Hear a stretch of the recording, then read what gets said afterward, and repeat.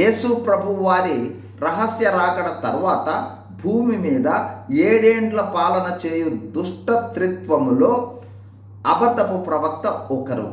ఈ ముగ్గురు ఎవరనగా సాతానుడు, అంత్యక్రీస్తు, అబద్ధ ప్రవక్త. రాజకీయ వ్యవస్థపై అంత్యక్రీస్తుకు ఆధిపత్యము కలిగి ఉంటుంది. అబద్ధపు ప్రవక్త మతపరమైన వ్యక్తి. ఇతడు అంత్యక్రీస్తు వ్యవస్థకు అనేక రీతులుగా సంపూర్ణంగా సహకరిస్తాడు. అంత్యక్రీస్తు, అబద్ధపు ప్రవక్తలకు సాతానుడు తన శక్తిని, అధికారాన్ని, ప్రభావాన్ని ఇస్తాడు. వీరిద్దరూ కలిసి సాతానుల కోసం పనిచేస్తారు.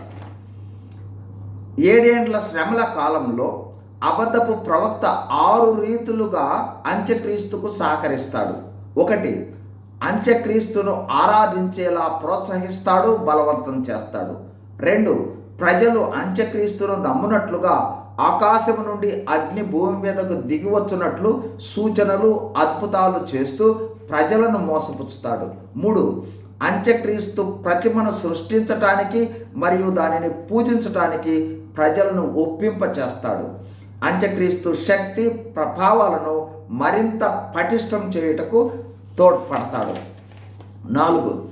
అంత్యక్రీస్తు ప్రతిమ మాట్లాడేలా చేసి ఆ ప్రతిమకు నమస్కరించని వారిని లేదా ఆరాధించటానికి నిరాకరించే వారిని చంపేలా చేస్తాడు. 5. ప్రజలందరూ 666 ముద్ర వేయించుకున్నట్లు ప్రోత్సహిస్తాడు. ఈ 666 ముద్ర వేయించుకొనని వారికి క్రయ విక్రయం లేకున్నట్లుగా బలవంత పెడతాడు. 6.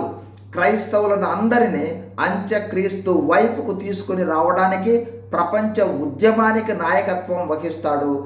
అయితే 7 ఏండ్ల చివరిలో యేసు ప్రభువారు బహిరంగ రాకడలో భూమి మీదకు వచ్చినప్పుడు హర్మెగిద్దోన్ యుద్ధంలో ప్రభువారు అంత్యక్రీస్తును, అబద్ధపు ప్రవక్తను ఓడించి అంత్యక్రీస్తుతో పాటు అబద్ధపు ప్రవక్తను గంధకములతో మండు అగ్నిగుండంలో పడవేస్తాడు. ఆ తర్వాత 1000 ఏండ్ల పాలన ఉంటుంది. God bless you. Thank you.